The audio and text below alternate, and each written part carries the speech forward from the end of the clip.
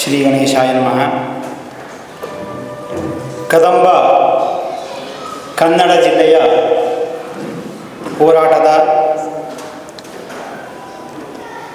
ಪ್ರಥಮ ಭಾಗವಾಗಿ ಇವತ್ತಿನ ದಿವಸ ನಮ್ಮ ಕರೆಗೆ ಹೋಗೊಟ್ಟು ಆಗಮಿಸಿದಂತಹ ಎಲ್ಲ ಗಣ್ಯರೇ, ಮಾಧ್ಯಮ ಪ್ರತಿನಿಧಿಗಳೇ, ನನ್ನ ಅಣ್ಣ ತಮ್ಮಂದಿರೇ, ಅಕ್ಕ ತಂಗಿಯರೇ, ಎಲ್ಲರಿಗೂ ಕೂಡ ನಮಸ್ಕಾರಗಳು. ಮೊದಲನೇದಾಗಿ ಇಲ್ಲಿ ಬಂದಂಥ ಎಲ್ಲರೂ ಕೂಡ ಗಣ್ಯರೇ ಆಗಿದ್ದಾರೆ. ಪ್ರತಿಯೊಬ್ಬರು ಕೂಡ ಒಂದೊಂದು ಸಂಘಟನೆಯಿಂದ ಬಂದಿರುವಂಥವರು. ನಾವು ಎಲ್ಲರ ಹೆಸರನ್ನು ಹೇಳ್ತಾ ಹೋದರೆ, ಸಂಘಟನೆ ಹೆಸರು ಹೇಳ್ತಾ ಹೋದರೆ ಬಹುಶಃ ಹೆಸರು ಹೇಳುವಂಥದ್ದೇ ಸಂಘಟನೆ ಸಂಪೂರ್ಣ ಕಾರ್ಯಕ್ರಮ ಆಗಿಬಿಡ್ತದೆ. ಪ್ರಿಯ ವೀಕ್ಷಕರೇ, ಈ ವಿಡಿಯೋನ ನೋಡೋದಕ್ಕೂ ಮೊದಲು ನಮ್ಮ ಚಾನೆಲ್ ಅನ್ನ ಇನ್ನು ಸಬ್ಸ್ಕ್ರೈಬ್ ಮಾಡ್ಕೊಂಡಿಲ್ಲ ಆದರೆ ತಕ್ಷಣವೇ ಸಬ್ಸ್ಕ್ರೈಬ್ ಮಾಡ್ಕೊಳ್ಳಿ. ಹಾಗೆ ವಿಡಿಯೋ ಇಷ್ಟ ಆಗಿದ್ರೆ ಶೇರ್ ಮಾಡಿ. ಅದನ್ನು ಪ್ರತ್ಯೇಕವಾಗಿ ನಾವು ಅವರ ಹೆಸರನ್ನು ಮೆನ್ಷನ್ ಮಾಡದೆ ಎಲ್ಲರನ್ನೂ ಕೂಡ ಸಮಗ್ರವಾಗಿ ಸ್ವಾಗತವನ್ನು ಮಾಡಿದ್ದೇವೆ. ಇಲ್ಲೆಲ್ಲರೂ ಕೂಡ ಇದೊಂದು ಚರ್ಚಾಗೋಷ್ಠಿ, ಅದಕ್ಕೆ ನಾವು ವೇದಿಕೆ ಮೇಲೆ ಚೇರನ್ನು ಹಾಕಲಿಲ್ಲ, ಕೆಳಗಡೆ ಕೂತು ಪರಸ್ಪರ ಚರ್ಚೆ ಮಾಡುವಂಥ ಕಾರ್ಯಕ್ರಮ. ಇಲ್ಲಿ ಯಾರೂ ಕೂಡ ಅಧ್ಯಕ್ಷರು, ಯಾರೂ ಕೂಡ ಹೆಚ್ಚು, ಯಾರೂ ಕೂಡ ಕಡಿಮೆ ಅಂತಲ್ಲ, ಎಲ್ಲರೂ ಕೂಡ ಸಮಾನರಾಗಿದ್ದೇವೆ. ಒಬ್ಬರಿಗೊಬ್ಬರು ಮಾತು ಕೇಳಬೇಕು ಅಂಥೇಳಿ ನಾವು ಹತ್ತಿರ ಕೂತ್ಕೊಂಡು ಮಾತನಾಡುವಂಥ ಒಂದು ಕೆಲಸವನ್ನು ಮಾಡ್ತಾಯಿದ್ದೇವೆ. ಮೊದಲನೇದಾಗಿ ಹೇಳಬೇಕು ಅಂತಂದರೆ, ನಾವೊಂದು 5 ನಿಮಿಷಗಳ ಕಾಲ ಈ ಹೋರಾಟದ ಹಿನ್ನೆಲೆ ಹೇಳಿಬಿಡ್ತೇನೆ. ತಮಗೆಲ್ಲ ಗೊತ್ತಿದ್ದ ಹಾಗೆ ನಾನು ಹಲವಾರು ವರ್ಷ ಬೆಂಗಳೂರಿನಲ್ಲಿ ವಾಸವಾಗಿದ್ದೆ. ಇಲ್ಲಿಯ ಸಂಪರ್ಕ ಬಂದ ಮೇಲೆ ಇಲ್ಲಿಯ ಸಮಸ್ಯೆಗಳು, ವಿಶೇಷವಾಗಿ ಆಸ್ಪತ್ರೆ ಸಮಸ್ಯೆ, ದಿನನಿತ್ಯ 500ಕ್ಕೂ ಹೆಚ್ಚಿನ ಜನ ಮಂಗಳೂರಿಗೆ ಹೋಗ್ತಾ ಇದ್ದಾರೆ ಆಸ್ಪತ್ರೆ ಸಲುವಾಗಿ ಅಂತ ಹೇಳಿ ಕೇಳಿ ನೋಡಿ ನನಗೆ ದುಃಖ ಆಯಿತು. ಹಾಗಾಗಿ ನಮ್ಮ ಭಾಗಕ್ಕೂ ಆಸ್ಪತ್ರೆ ಬೇಕು ಅಂಥೇಳಿ ಆಲೋಚನೆ ಮಾಡಿ ನಾನು ಇಲ್ಲಿಂದ ಹೊರಟು ಕಾರವಾರದವರೆಗೆ ಪಾದಯಾತ್ರೆ ಮಾಡಿದೆ. ಆಗ ಬಹುಶಃ ಇವರು ಯಾರೂ ಕೂಡ ನನಗೆ ಅಷ್ಟು ಸಂಪರ್ಕದಲ್ಲಿ ಇರಲಿಲ್ಲ. ಯಾರೂ ಕೂಡ ಪರಿಚಯ, ಎಮ್ ಎ ಭಟ್ರಾಗಲಿ, ವಿ ಎಂ ಭಟ್ರಾಗಲಿ, ನಮಗೆ ಯಾರೂ ಕೂಡ ನಮಗೆ ಪರಿಚಯ ಇರಲಿಲ್ಲ. ನನ್ನದೇ ಆದಂಥ ಒಂದು 4 ಜನ ಸ್ನೇಹಿತರು ಕರ್ಕೊಂಡು ನಾನು ಹೊರಟೆ, ಪಾದಯಾತ್ರೆ ಮಾಡಿದೆ. ಅದಾದ ನಂತರದಲ್ಲಿ ಕುಮಟಾದಲ್ಲಿ ಹಿಂದೆ ಘೋಷಣೆ ಆಗಿದ್ದಂತಹ ಆಸ್ಪತ್ರೆಗೆ ಬಜೆಟ್ನ ಹಣವನ್ನು ಬಿಡುಗಡೆ ಮಾಡಬೇಕು ಅಂಥೇಳಿ ಅಲ್ಲಿಂದ ನಾನು ಭಟ್ಕಳದಲ್ಲಿ ಪಾದಯಾತ್ರೆ ಮಾಡಿದೆ. 1 ವಾರಗಳ ಕಾಲ ಮಿನಿ ವಿಧಾನಸೌಧದ ಮುಂಭಾಗದಲ್ಲಿ ಧರಣಿ ಮಾಡಾಯಿತು. ಕೊನೆಗೆ ಬೆಳಗಾವಿ ಅಧಿವೇಶನದಲ್ಲೂ ಕೂಡ ನಾವು ಹೋರಾಟವನ್ನು ಮಾಡಾಯಿತು. ಎಲ್ಲ ಕಡೆಯೂ ಕೂಡ ಹೇಳಿದ್ದ ಮಾತು ಏನಂತಂದರೆ, ಒಂದು ಜಿಲ್ಲೆಗೆ ಒಂದೇ ಮೆಡಿಕಲ್ ಕಾಲೇಜ್. ಇದನ್ನು ಶರಣು ಪ್ರಕಾಶ್ ಪಾಟೀಲರು ವಿಧಾನಸಭೆ ಒಳಗಡೆ ಹೇಳಿದಂಥ ಮಾತು. ಒಂದು ಜಿಲ್ಲೆಗೆ ಒಂದೇ ಮೆಡಿಕಲ್ ಕಾಲೇಜ್, ಅದು ನಿಮ್ಮ ಕಾರವಾರದಲ್ಲಿ ಈಗಾಗಲೇ ಇದೆ, ಅದನ್ನ ಆ ಸೌಲಭ್ಯ ಉಪಯೋಗಿಸ್ಕೊಳ್ಳಿ, ನಿಮಗೆ ಕೊಡಲಿಕ್ಕೆ ಬರೋದಿಲ್ಲ ಅನ್ನುವಂಥದ್ದು. ನನ್ನ ದೃಷ್ಟಿಯಲ್ಲಿ ಆಸ್ಪತ್ರೆ ಮೆಡಿಕಲ್ ಕಾಲೇಜೇ ಸರ್ವಸ್ವ ಅಂತ ಹೇಳ್ತೇನೆ. ಯಾಕೆ ಅಂತಂದರೆ, ಎಷ್ಟೋ ಜನರನ್ನು ನೋಡಿದ್ದೇನೆ, ಅವರು ಕಷ್ಟಪಟ್ಟು ಒಂದೊಂದು ರೂಪಾಯಿಯಾಗಿ ಹಣ ಸಂಗ್ರಹಣೆ ಮಾಡಿ ಮಾಡಿ ಮಾಡಿ ಮಾಡಿ ಏನೋ ಒಂದು ಹಾರ್ಟ್ ಆಪ್ರೇಷನ್ ಬಂತು, ಕ್ಯಾನ್ಸರ್ ಕಾಯಿಲೆ ಬಂತು, ಮತ್ತೇನೋ ಕಾಯಿಲೆ ಬಂತು ಅಂದಾಗ ಮಂಗಳೂರಿಗೆ ಹೋಗುವಂಥದ್ದನ್ನು, ಹುಬ್ಳಿ ಹೋಗೋದು ಕಾಣ್ತೇವೆ. ಅಲ್ಲಿ ಹೋದಾಗ ನಿಮ್ಮ ಹಾರ್ಟ್ ಪ್ರಾಬ್ಲಮ್ ಬಂದಿದೆ, ಹಾರ್ಟ್ ಮುಟ್ಲಿಕ್ಕೆ 2 ಲಕ್ಷ 3 ಲಕ್ಷ, ಅಲ್ಲಿ ಹೋದರೆ 1 ಲಕ್ಷ ಕಟ್ಟು 2 ಲಕ್ಷ ಕಟ್ಟು ಅಂಥೇಳಿ ಇಲ್ಲಿಂದ ಹೋದಂಥವರು ಯುರೋಪಲ್ಲಿ ದುಡ್ಡನ್ನೆಲ್ಲ ತೆಗೆದುಕೊಂಡು ಹೋಗಿ ಎಲ್ಲವನ್ನೂ ಕೂಡ ಕಳ್ಕೊಂಡು, ಅಂದರೆ ಕಳ್ಕೊಳ್ಳೋದು ಮೀನ್ಸ್ ಆಸ್ಪತ್ರೆಗೆ ಹಾಕಿ ಕಾರು, ಬಂಗಾರ, ಊರು ತುಂಬ ಸಾಲ, ಮಲ್ಲಿರುವಂಥ ವಸ್ತುಗಳನ್ನು ಮಾರಾಟ ಮಾಡೋದು ಎಲ್ಲದೂ ಆಗಿ ಕೊನೆಗೆ ಅವರ ಬಹುಶಃ ಎಷ್ಟೋ ಜನ ಬಡವರಿಗೆ ಇನ್ನು ಮಾರಲಿಕ್ಕೆ ಇನ್ನೇನೂ ಇಲ್ಲ, ಅವರ ಕಿಡ್ನಿ ಕಣ್ಣನ್ನು ಯಾರಿಗಾರು ಮಾರ್ಕೊಂಡು ಬರಬೇಕು, ಇಂತಹ ಒಂದು ದುರ್ಗತಿ ಇದೆ. ಇದು ನೋಡಿದಂತಹ ನಾನು ಅದನ್ನು ನಾನು ಏನಾಯಿತು ಅಂತಂದರೆ, ಸಾಮಾಜಿಕವಾಗಿ ಇದ್ದಿದ್ದು ತುಂಬ ಜನ ಬರುವಂಥವ್ರು ನಮಗೆ 5,000 ಕೊಡಿ, 10,000 ಕೊಡಿ, ಯಾಕೆಂದರೆ ಎಲ್ಲರಿಗೂ ಕೂಡ ಆಸ್ಪತ್ರೆ ಸಮಸ್ಯೆ. ಇದನ್ನು ನೋಡಿದಾಗ ಗೊತ್ತಾಯಿತು, ಏನೊಂದು ಆಸ್ಪತ್ರೆಗೆ ಒಂದು ಪರ್ಮನೆಂಟ್ ಆದ ಒಂದು ಸೊಲ್ಯೂಷನ್ ಮಾಡಬೇಕಲ್ಲ ಅಂಥೇಳಿ ಯೋಚನೆ ಮಾಡಿದೆ. ಹಾಗೆ ಅವ್ರು ಹೇಳಿದ ಮೇಲೆ ಏನು ಮಾಡಲಿಕ್ಕೆ ಬರೋದಿಲ್ಲ, ನಮ್ಮ ಭಾಗಕ್ಕೆ ನಾವು ಮೆಡಿಕಲ್ ಕಾಲೇಜ್ ಬೇಕು. ಇಲ್ಲಿಂದ ನಾವು ಕಾರವಾರ ತನಕ ಹೋಗಬೇಕು ಅಂತಂದರೆ ತಮಗೆಲ್ಲ ಗೊತ್ತಿದ್ದ ಹಾಗೆ 130-140 ಕಿಲೋಮೀಟರ್ ನಾವು ಪ್ರಯಾಣ ಮಾಡಬೇಕು. ಬೆಳಗ್ಗೆ ಹೊರಟ್ರೆ ಮಧ್ಯಾಹ್ನ ಆಗ್ತದೆ. ಕಾರವಾರದಲ್ಲಿ ಅದೇನಾಗಿದೆ, ಕಾರವಾರದ ಪ್ರಾಬ್ಲಮ್ ಅಂತಂದರೆ ಮೆಡಿಕಲ್ ಕಾಲೇಜ್ ಆಗಿದೆ, ಅಲ್ಲಿ ಆಸ್ಪತ್ರೆ ಇಲ್ಲ. ಆಸ್ಪತ್ರೆ ಮೆಡಿಕಲ್ ಕಾಲೇಜ್ ಒಟ್ಟಿಗಿಲ್ಲ ಅಂತ ಅದು ಸರಿ ನಡೆಯೋದಿಲ್ಲ. ನಾನು ಎಲ್ಲವನ್ನೂ ಕೂಡ ಆಲೋಚನೆ ಮಾಡಿದಾಗ ಸಿರ್ಸಿಯಲ್ಲಿ ಈಗ 250 ಬೆಡ್ಡಿನ ಆಸ್ಪತ್ರೆ ರೆಡಿ ಆಗ್ತಾ ಇದೆ. 180-200 ಕೋಟಿ ವೆಚ್ಚದಲ್ಲಿ ದೊಡ್ಡದಾದ ಪ್ರಾಜೆಕ್ಟ್ ನಡೀತಾ ಇದೆ. ಮತ್ತು ಅದು ಬಿಟ್ಟು TSS ಆಸ್ಪತ್ರೆ ಇರ್ಬೋದು, ರೋಟರಿ ಆಸ್ಪತ್ರೆ ಇವೆಲ್ಲವೂ ಕೂಡ ಒಳ್ಳೆಯ ರೀತಿಯಲ್ಲಿ ಕಾರ್ಯನಿರ್ವಹಿಸ್ತಾ ಇದ್ದಾವೆ. ಆದರೆ ಏನು ಸಮಸ್ಯೆ ಅಂತಂದರೆ ಡಾಕ್ಟರ್ಗಳ ಕೊರತೆ ಇದೆ. ಡಾಕ್ಟರ್ಗಳ ಕೊರತೆಗೆ ಏನು ಮಾಡಬೇಕು ಅಂತ ಹೇಳಿ ಯೋಚನೆ ಮಾಡಿದಾಗ ಮೆಡಿಕಲ್ ಕಾಲೇಜ್ ಬೇಕು. ನಮ್ಮ ಹತ್ರ ಅಕ್ಕಿ ಇಲ್ಲ, ಅಕ್ಕಿನ ಯಾರೂ ನಮ್ಗೆ ಕೊಡ್ತಾ ಇಲ್ಲ, ಅಥವಾ ಹೊರಗಡೆ ಡಾಕ್ಟರ್ ನಮ್ಮ ಊರಿಗೆ ಬರ್ತಾ ಇಲ್ಲ ಅಂತಂದಾಗ ನಾವೇ ಭತ್ತ ಬೆಳ್ಕೊಳ್ಬೇಕು ಅಂತ ಹೇಳ್ತೇವೆ. ಅದೇ ರೀತಿಯಲ್ಲಿ ನಾವು ಮೆಡಿಕಲ್ ಕಾಲೇಜ್ ಮಾಡಿದಾಗ ಮಾತ್ರ ಇಲ್ಲಿ ನಮ್ಗೆ ವೈದ್ಯರು ಸಿಗಲಿಕ್ಕೆ ಸಾಧ್ಯ ಇದೆ. ಈ ಊರಲ್ಲಿ ಅವರಿಗೆ ಸ್ವಲ್ಪ ವರ್ಷ ವಾಸವಾಗಿದ್ದಾಗ ಈ ಊರಿನ ವಾತಾವರಣ ಸೆಟ್ ಆಗುತ್ತೆ. ಎಷ್ಟೋ ಜನ ಮಂಗಳೂರಿಗೆ ಹೋದಂತ ಮಂಗಳೂರಲ್ಲೇ ವಾಸ ಇದ್ದು ಅಲ್ಲೇ ಕೆಲಸ ಮಾಡ್ತಾ ಇದ್ದಾರೆ, ಮಣಿಪಾಲಲ್ಲಿ, ಮಂಗಳೂರಲ್ಲಿ. ಅದೇ ರೀತಿಯಲ್ಲಿ ಇಲ್ಲೂ ಕೂಡ ನಾವು ಮೆಡಿಕಲ್ ಕಾಲೇಜ್ ಆಗಬೇಕು ಅಂತ ಹೇಳಿ ಕನಸ್ಕೊಂಡೆ. ಏನು ಮಾಡಬೇಕು ಅಂಥೇಳಿ ಅವ್ರು ಹೇಳಿದಾಗೆ ಪ್ರತ್ಯೇಕ ಜಿಲ್ಲೆ ಆಗಬೇಕು. ಯಾಕೆ ಆಗಬಾರ್ದು? ಜಿಲ್ಲೆ ಒಡೆಯೋದು ಅಂದ ತಕ್ಷಣ ಅದೇನೋ ಒಡೆಯೋದು ಅಂತ ತೆಂಗಿನಕಾಯಿ ಹೊಡೆದಂಗೆ 2 ಹೋಳು ಮಾಡುವಂಥದ್ದು ಅಲ್ಲ. ನಾವೇನು ಕಂಪೌಂಡ್ ವಾಲ್ ಕಟ್ಟೋದಿಲ್ಲ. ಕೇವಲ ಆಡಳಿತಾತ್ಮಕವಾಗಿ ಇನ್ನೊಂದು DC ಆಫೀಸ್ ಆಗುತ್ತೆ, ಇನ್ನೊಂದು SP ಆಫೀಸ್ ಆಗುತ್ತೆ. ಅಷ್ಟೇ ಬಿಟ್ಟರೆ ಅದರಲ್ಲಿ ಒಡೆಯೋದು ಅಂತ ತಕ್ಷಣ ಒಡೆದು 2 ಚೂರು ಆಗಿಬಿಡೋದಿಲ್ಲ. ಎಲ್ಲೂ ಹಾಗೇ ಇರ್ತದೆ. ಕಂಪೌಂಡ್ ವಾಲ್ ಕೂಡ ಕಟ್ಟೋದಿಲ್ಲ. ಭಾರತ ಪಾಕಿಸ್ತಾನ ಥರ ಗಡಿಯನ್ನು ನಿರ್ವಹಣೆ ಮಾಡೋದಿಲ್ಲ. ನಾವು ಕೇವಲ ಆಡಳಿತಾತ್ಮಕವಾಗಿ ಪ್ರತ್ಯೇಕವಾದಂಥ ಒಂದು ಎಂಟಿಟಿಯನ್ನು ಮಾಡ್ಕೊಳ್ತೇವೆ.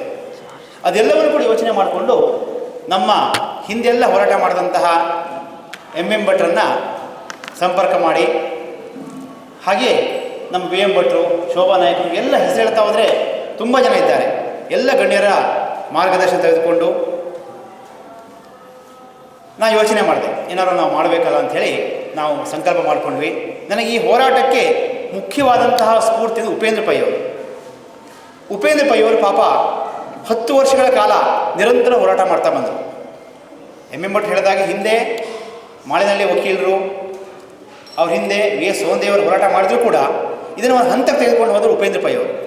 ಬಹಳ ಚೆನ್ನಾಗಿ ಹೋರಾಟ ಮಾಡಿ ಇನ್ನೇನು ಆಗೇ ಬಿಡ್ತು, ಈಗ ನಾಳೆ ನಾಡ್ದಂಗೆ ಘೋಷಣೆ ಆಗುತ್ತೆ ಅನ್ನೋ ಮಟ್ಟ ತಂದಿದ್ದಂತಹ ಒಂದು ಶ್ರೇಯಸ್ಸು ಯಾರು ಸಲ್ಲಬೇಕಾದ್ರೆ ಉಪೇಂದ್ರ ಪೈ ಅವರು ಸಲ್ಲಬೇಕು ಅಂತ ಹೇಳ್ತೇನೆ. ಅಷ್ಟೊಂದು ಉಗ್ರವಾಗಿ ಮತ್ತು ಅಷ್ಟೊಂದು ಹಠವಾಗಿ ಹೋರಾಟ ಮಾಡಿದ್ರು. ಮುಂದಿಂದೆಲ್ಲ ತಮಗೆಲ್ಲ ಗೊತ್ತೇ ಇದೆ ಏನೇನಾಯಿತು ಅಂಥೇಳಿ ಮತ್ತೆ ಅದನ್ನು ಹೆಚ್ಚು ಹೇಳುವಂಥ ಅವಶ್ಯಕತೆ ಇಲ್ಲ. ನಾನು ಉಪೇಂದ್ರ ಪೈ ಸಂಪರ್ಕ ಕೂಡ ಮಾಡಿದೆ. ಉಪೇಂದ್ರ ಪೈ ಅವರು ನನಗೆ ಮಾರ್ಗದರ್ಶಕರು ಹೌದು, ಆತ್ಮೀಯರು ಹೌದು. ಉಪೇಂದ್ರಣ್ಣ ತಾವು ಹೋರಾಟ ಮಾಡ್ತೀರ ಅಂತ ಕೇಳಿದೆ. ಅವರು ರಾಜಕೀಯ ಒತ್ತಡದಲ್ಲಿ ಬ್ಯುಸಿ ಇದ್ದರು. ಅದಕ್ಕೆ ಅವ್ರು ಏನಂದ್ರು, ಇಲ್ಲ ನೀವು ಹೋರಾಟ ಮಾಡಿದ್ರೆ ಮಾಡಿ ಅಂತ ಸಂಘಟನೆ ಮಾಡ್ಕೊಳ್ಳಿ ಅಂತಂದರು. ಆ ಒಂದು ಕಾರಣದಿಂದ ನಾನು ಹೋರಾಟವನ್ನು ಪ್ರಾರಂಭ ಮಾಡ್ತಾ ಬಂದೆ. ಆ ನಂತರದಲ್ಲಿ ನಾನು ಸನ್ಮಾನ್ಯ ಭೀಮಣ್ಣ ನಾಯಕರ ಸಂಪರ್ಕ ಮಾಡಿದ್ವಿ, ನಾವೆಲ್ಲ ಹೋಗಿ. ಕಾಗೇರು ಸಂಪರ್ಕ ಮಾಡಿದ್ವಿ, ಶಿವರಾಮ್ ಹೆಬ್ಬಾರ್ ಸಂಪರ್ಕ ಮಾಡಿದ್ವಿ, ನಮ್ಮ ಶ್ರೀನಿವಾಸ್ ಹೆಬ್ಬಾರ್ ಜೀವಜಲ ಕಾರ್ಯಪಡೆ ಅವರು ಸಂಪರ್ಕ ಮಾಡಿದ್ವಿ. ಎಲ್ಲರೂ ಕೂಡ ಪ್ರತಿಯೊಬ್ಬರೂ ಕೂಡ ಇದು ಆಗಲೇಬೇಕು, ಇದು ಅವಶ್ಯಕತೆ ಇದೆ, ಇದನ್ನು ಮಾಡಿ ಅಂತ ನಮಗೆ ಬೆಂತಟ್ಟುವಂಥ ಕೆಲಸವನ್ನು ಮಾಡಿದ್ರು. ಭೀಮಣ್ಣ ನಾಯಕರು ಕೂಡ ನಾನು ನಿಮ್ಮೊಟ್ಟಿಗೆ ಇರ್ತೇನೆ ಅಂತ ಹೇಳಿ ನಮಗೆ ಧೈರ್ಯ ತುಂಬುವಂಥ ಕೆಲಸ ಮಾಡಿದ್ರು. ಈಗ ಪ್ರತಿಯೊಬ್ಬರು ಯಾರ ಹತ್ರ ಹೋದರೂ ಕೂಡ ನಾವೆಲ್ಲರೂ ಕೂಡ ಇದು ಆಗಲೇಬೇಕು ಅನ್ನುವಂಥ ಮಾತನಾಡೋದು. ಅದಕ್ಕೆ ನಾವೀಗ ಎಲ್ಲವನ್ನೂ ಕೂಡ ಸಮಗ್ರವಾಗಿ ನಾವು ದೃಷ್ಟಿಕೋನದಿಂದ ಯೋಚನೆ ಮಾಡಿ, ಈಗ ಯಲ್ಲಾಪುರ ಇರ್ಬೋದು, ಮುಂಡಗೋಡು ಇರ್ಬೋದು, ಎಲ್ಲರಿಗೂ ಕೂಡ ಈ ಕದಂಬ ಅನ್ನುವಂಥ ಹೆಸರು ಎಲ್ಲ ತಾಲೂಕವರಿಗೂ ಕೂಡ ಒಂದು ಶಕ್ತಿಯನ್ನು ಕೊಡುವಂತಹ ಒಂದು ವಿಶೇಷವಾದಂತಹ ಒಂದು ಇದಾಗುತ್ತೆ, ಕಾರಣ ಆಗುತ್ತೆ. ಅದರಿಂದ ಕದಂಬ ಕನ್ನಡ ಅನ್ನುವಂತಹ ಒಂದು ಹೆಸರನ್ನು ಇಟ್ಕೊಂಡು ಹೋರಾಟವನ್ನು ಪ್ರಾರಂಭ ಮಾಡಿದ್ದೇವೆ. ಇದು ಒಂದು ದಿವಸ ಆಗುವಂತಹ ಅಥವಾ ಒಂದು ದಿವಸಕ್ಕೆ, ಒಂದು ತಿಂಗಳಿಗೆ, ಒಂದು ವರ್ಷಕ್ಕೆ ಆಗುವಂಥ ಕೆಲಸ ಅಂತ ನನಗೆ ಅನಿಸೋದಿಲ್ಲ. ಇದು ದೀರ್ಘವಾದಂಥ ಹೋರಾಟ ನಮ್ಮ ಮುಂದಿದೆ. ಎಲ್ಲರಲ್ಲೂ ಕೂಡ ಎಲ್ಲ ತಾಲೂಕಿನವರ ನಾವು ಮನಸ್ಸನ್ನು ಗೆಲ್ಲುವಂಥ ಕೆಲಸ ಮಾಡಬೇಕು, ಜನಾಭಿಪ್ರಾಯ ರೂಪಿಸುವಂಥ ಕೆಲಸ ಮಾಡಬೇಕು. ಹೀಗೆ ಎಲ್ಲವನ್ನೂ ಕೂಡ ಮಾಡಬೇಕು ಅಂತಂದರೆ ನಿಮ್ಮೆಲ್ಲರ ಸಹಕಾರ ಬೇಕು. ನನಗೆ ಇವತ್ತೊಂಥರ ನಿಮ್ಮನ್ನೆಲ್ಲ ನೋಡಿದಾಗ ಮನಸ್ಸು ತುಂಬ ಬಂತು. ನಾವು ಫಸ್ಟ್ ಹೋರಾಟ ಮಾಡ್ತಾ ಇರುವಂಥದ್ದು ಈಗ ಜಿಲ್ಲೆಗಾಗಿ ಇದು ಮೊದಲನೇ ಹೋರಾಟ. ಆದರೆ ಇಲ್ಲಿ ಬಂದಂಥವರೆಲ್ಲರೂ ಕೂಡ ಪ್ರತಿಯೊಬ್ಬರೂ ಕೂಡ ತಾವು ಸಂಘಟನೆ ಮುಖ್ಯಸ್ಥರಾಗಿದ್ದೀರಿ, ಸಮಾಜ ತಾವೆಲ್ಲರೂ ಕೂಡ ಗಣ್ಯರಾಗಿದ್ದೀರಿ. ತಮಗೆ ಬಹುಶಃ ಈ ಮಾತನಾಡಲಿಕ್ಕೆ ಬಿಟ್ಟು ನನ್ನ ಎಷ್ಟೋ ಪಟ್ಟು ತಮಗೆ ಚೆನ್ನಾಗಿ ಮಾತನಾಡುವಂಥ ಶಕ್ತಿ ತಮಗೆಲ್ಲರಿಗೂ ಕೂಡ ಇದೆ. ತಾವೆಲ್ಲರೂ ಕೂಡ ಬಂದು ನನ್ನ ಮುಂದೆ ಕೂತು ಸಲಹೆ ಕೊಡಲಿಕ್ಕೆ ಬಂದಿದ್ದೀರಿ. ನಿಜಕ್ಕೂ ಕೂಡ ನನ್ನನ್ನು ಅಂತಲ್ಲ, ನಮ್ಮ ಸಂಘಟನೆಯನ್ನು ತಾವು ಮೆಚ್ಚಿದ್ದೀರಿ. ಮೆಚ್ಚಿ ಈಗ ನಮ್ಮ ಹಾಲಾಪುರ ಇರ್ಬೋದವರು, ಬೆಂಗಳೂರಿಗೆ ಹೋದವರು ಅದಕ್ಕೆ ಈ ಕೆಲಸಕ್ಕಾಗಿ ಬಂದರು. ಎಲ್ಲರೂ ಕೂಡ ಹಲವಾರು ಜನ ಈ ಒಂದು ಕಾರ್ಯಕ್ಕಾಗಿ ನಮಗೆ ಬೆನ್ನೆಲುಬಾಗಿ ಮಾರ್ಗದರ್ಶನ ಮಾಡ್ತಾ ಇದ್ದಾರೆ. ಹಲವಾರು ಜನ ಹೆಸರು ಹೇಳ್ತಾ ಹೋದರೆ ಹೆಸರು ತಪ್ಪಾಗ್ತದೆ. ಎಲ್ಲರೂ ಕೂಡ ಪ್ರತಿಯೊಬ್ಬರು ಕೂಡ ನಮಗೆ ಮಾರ್ಗದರ್ಶನ ಮಾಡುವಂಥ ಕೆಲಸವನ್ನು ಮಾಡಿದ್ರು. ಈಗ ಮುಂದಿನ ಹಲವಾರು ಹೋರಾಟ ನಮ್ಮ ಮುಂದಿದೆ. ಇವತ್ತಿನ ದಿವಸ ನಮ್ಮ ಕೆಲಸ ಏನಪ್ಪ ಅಂತಂದರೆ, ಇವತ್ತು ಯಾರ್ಯಾರು ಬಂದರು ಅವರನ್ನು ಹೆಸರನ್ನು ಬರ್ಕೊಳ್ಳುವಂಥ ಕೆಲಸವನ್ನು ಮಾಡ್ತೇವೆ. ಬಹುಶಃ ಇವತ್ತಿನ ದಿವಸ ಯಾರ್ಯಾರು ನಮ್ಮೊಟ್ಟಿಗೆ ನಿಲ್ತಾರೋ ಅವರೆಲ್ಲರನ್ನೂ ಕೂಡ ನಾವು ಕದಂಬ ಕನ್ನಡ ಸೇನಾನಿಗಳು ಅಂತ ಕರೀಬೋದು. ಯಾಕೆಂದರೆ ಈ ಕದಂಬ ಜಿಲ್ಲೆಗೆ ಹೋರಾಟವನ್ನು ಮಾಡುವಂಥವರು ಕದಂಬ ಕನ್ನಡ ಸೇನಾನಿಗಳು ಅಂಥೇಳಿ ನಾವು ಕರಿಬೇಕು ನನಗೆ ಆಸೆ. ಇದು ಐತಿಹಾಸಿಕವಾದ ಹೋರಾಟ ಆಗ್ತದೆ. ಇದರಿಂದ ಮಹತ್ವವನ್ನು ವಿ ಎಂ ಭಟ್ರು ಕೂಡ ಹೇಳಿದ್ದಾರೆ, ಎಂ ಎಂ ಭಟ್ರು ಕೂಡ ಹೇಳಿದ್ದಾರೆ.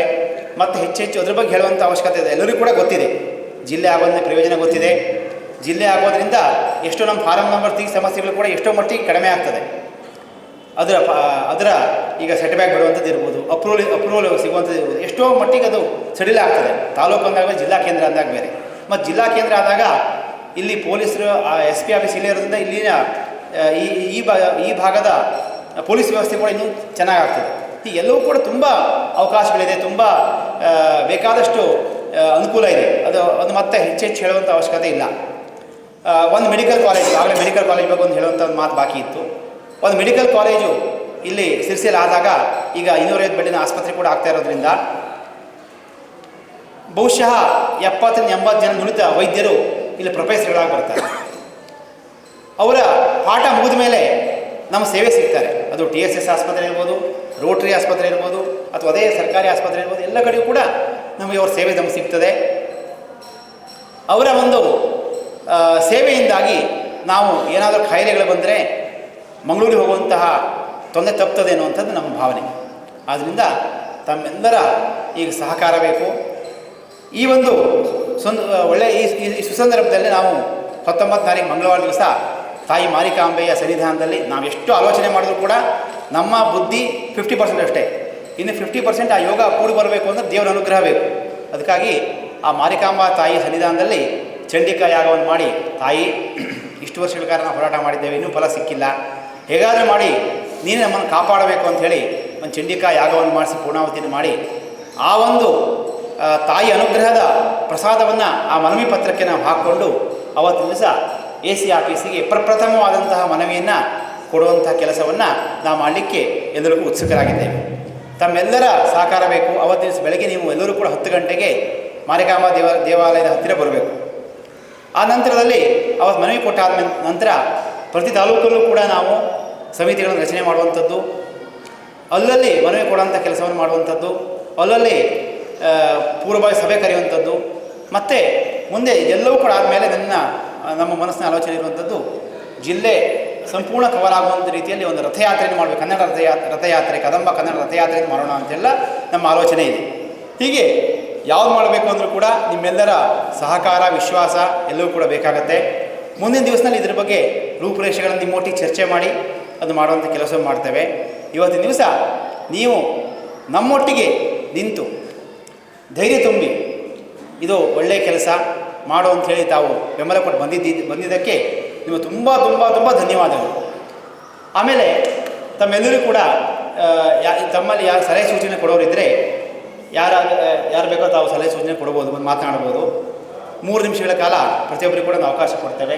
ತಮ್ಮ ಈ ಹೋರಾಟದ ರೂಪುರೇಷೆಗಳ ಬಗ್ಗೆ ನಾವೆಲ್ಲರೂ ಕೂಡ ಅದನ್ನು ಬರ್ಕೊಳ್ಳುವಂಥ ಕೆಲಸವನ್ನು ಮಾಡ್ತೇವೆ. ಅದನ್ನು ಕೂಡ ನಾವು ಚರ್ಚೆ ಮಾಡಿ ಪರಿಗಣನೆ ತೆಗೆದುಕೊಂಡು ಮುಂದೆ ಏನು ಮಾಡಬೇಕು ಅನ್ನೋವಂಥದ್ದನ್ನು ನಾವು ಮಾಡಲಿಕ್ಕೆ ಉತ್ಸುಕರಾಗಿದ್ದೇವೆ. ಎಲ್ಲ ಸಂಘಟನೆಯವರು ಕೂಡ 19 ತಾರೀಕು ಬೆಳಗ್ಗೆ, ಮಂಗಳವಾರ ಬೆಳಗ್ಗೆ 10 ಗಂಟೆಗೆ ತಾಯಿ ಸನ್ನಿಧಾನದಲ್ಲಿ ಎಲ್ಲರೂ ಕೂಡ ಇರಬೇಕು ಅಂತ ಮಾತು ಕೇಳಿಕೊಂಡು ನನ್ನ ಭಾಷಣ ಮುಗಿಸಿ, ಇನ್ನೂ ಹೆಚ್ಚಿನ ತುಂಬ ಜನ ಮಾತನಾಡೋರಿದ್ದಾರೆ, ಅದಕ್ಕೆ ನಾನು ಮಾತು ಮುಗಿಸ್ತೇನೆ. ಎಲ್ಲರಿಗೂ ಕೂಡ ಒಳ್ಳೆಯದಾಗುತ್ತೆ. ವೀಕ್ಷಕ ಮಹಾಪ್ರಭುಗಳೇ, ನಮ್ಮ ಚಾನಲ್ ಅನ್ನು ಸಬ್ಸ್ಕ್ರೈಬ್ ಮಾಡಿ, ಶೇರ್ ಮಾಡಿ, ಪ್ರೋತ್ಸಾಹಿಸಿ.